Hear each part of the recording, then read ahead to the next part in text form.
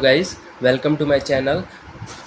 और आज का जो चैप्टर दिख रहा है जनरल एस्पेक्ट ऑफ नियोप्लेजिया, ठीक है। इसमें हम दो तीन चीज़ों का वो डिस्कशन करेंगे जो आप हमारे साथ साथ देखिएगा। देखिए, इस टॉपिक का सबसे इम्पॉर्टेंट अगर कुछ है तो वो है बेनाइन और मैलिग्नेंट ट्यूमर, ठीक है।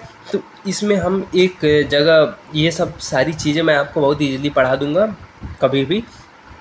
मैं आपको एक चीज़ इसमें दिखाना चाहता हूँ। जैसे देखिए, ये वाले सेक्शन हमने पढ़ चुका हूँ, मेरे लेक्चर पे वो हैं। तो देखिए, इसमें एक सिंपल सी ट्रिक बताता हूँ। अगर बेनाइन ट्यूमर ओमा अगर लगा होगा, ठीक है, ओ एम ए, उसको ओमा कहते हैं, ओ एम ए, ठीक है। तो वो किस में आएगा?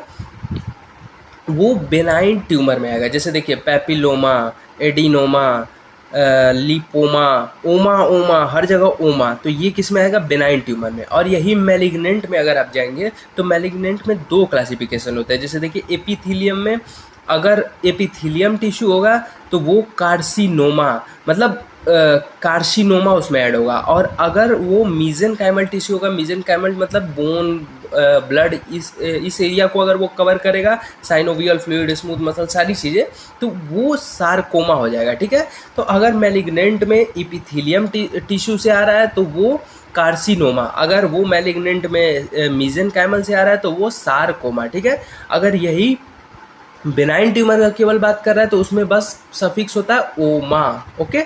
This are the various classification and cases, ठीक है। अब देखिए, कैरेक्टरिस्टिक्स ऑफ, देखिए किसका कैरेक्टरिस्टिक्स ऑफ ट्यूमर, मतलब ट्यूमर होते क्या हो, कैसे इनका वो करेंगे, ये सारी चीज़ें, ठीक है।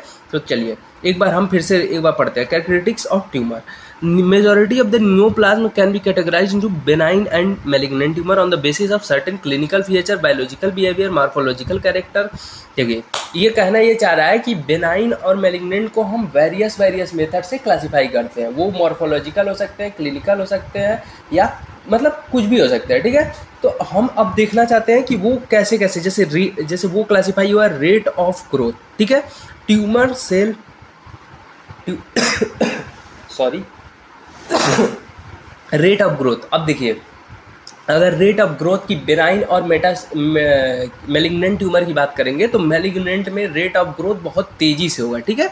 लेकिन एक इसमें होता है ना doubling of cell. Doubling of cell किस में ज़्यादा होगा? बेनाइन में, एज कंपेरिजन टू मैलिग्नेंट। लेकिन अगर कोई पूछेगा सेल का ग्रोथ किस में ज़्यादा हो रहा है, मतलब जल्दी जल्दी सेल ग्रोथ किस में कर रहे हैं, तो वो आप बोलेंगे मैलिग्नेंट।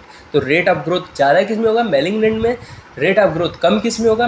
बेनाइन ट्यूमर में, ठीक है। The tumour cell generally proliferate more rapidly than the normal cell, ठीक है।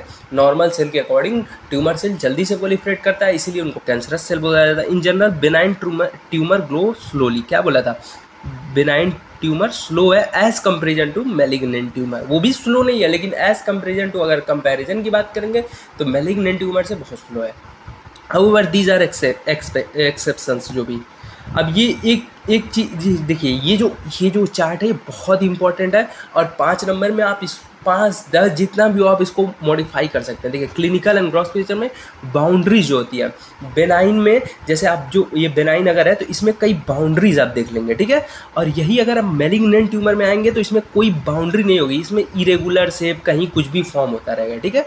सराउंडिंग टिश्यू, तो जैसे अगर ये मान लीजिए सेल है, हमारा नॉर्मल सेल है, और अगर बेनाइन है तो ये बेनाइन है ना, तो ये बस इसको पुश करेगा, फोर्स लगाएगा ऐसे, ठीक है।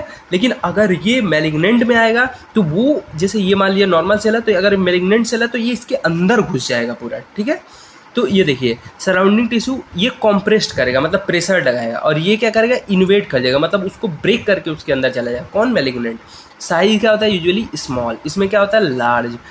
सेकेंडरी चांसेस ये बहुत कम देखा जाता है बेनाइन में, क्योंकि एक बार सर्जरी से ये सही हो जाता है। और इसमें मैलिग्नेंट में सर्जरी के बाद भी कीमोथेरेपी, रेडियोथेरेपी दिया जाता है, क्योंकि इसमें सेकेंडरी चांसेस बहुत हाई होते हैं। किसमें? मैलिग्नेंट ट्यूमर में। अब माइक्रोस्कोपिक फीचर देख लिया जाए, पैटर्न क्या होती है? Usually resemble the tissue of origin closely, आसपास का ही, ठीक है। ऑफ्टेन पुअर रिसेंबल, इसमें कोई नहीं। ये बेसल पोलैरिटी रिटेन होता है, ऑफ्टेन लॉस्ट। इसमें प्लियोमॉर्फिज्म यूजुअली नॉट प्रेजेंट, इसमें प्रेजेंट होते हैं। नियोसाइटोप्लाज्मिक रेशियो इसमें नॉर्मल होता है बेनाइन में, और इसमें इंक्रीज हाई इंक्रीज होता है, ठीक है। एनीस्क्लेरोसिस इसमें एब्सेंट होता है, इसमें जनरली प्रेजेंट होता है। हाइपर क्रोमेटिज्म इसमें एब्सेंट होता है, इसमें प्रेजेंट होता है, ठीक है। माइटोसिस इसमें may be present but always in typical mitosis, मतलब बहुत स्लो माइटोसिस, इसमें बहुत तेज होगा, एटिपिकल होगा, ठीक है। ट्यूमर जाइंट सेल में भी प्रेजेंट, और इसमें तो प्रेजेंट रहेगा ही। तो सारे जितने ही चीज़ें रहेंगी इसमें प्रेजेंट रहेंगे, इसमें नहीं प्रेजेंट रहेंगे, इसमें छोटे रहेंगे, इसमें बड़े रहेंगे, इसमें न्यूक्लियोइड नहीं दिखेगा, इसमें न्यूक्लियोइड मतलब नॉर्मल टाइप दिखेगा, इसमें न्यूक्लियोइड बहुत बड़ा हो जाएगा। ये सारी चीज़ें बेनाइन और मैलिग्नेंट के डिफ्रेंसिएशन है, तो आप इसको देख लेंगे, ठीक है। तो ये फैक्टर किस पे डिपेंड करते हैं, देखिए बस ऐसे हेडिंग ऐसे पढ़ा दिया है, rate of cell production, growth fraction and rate of cell loss, ठीक है।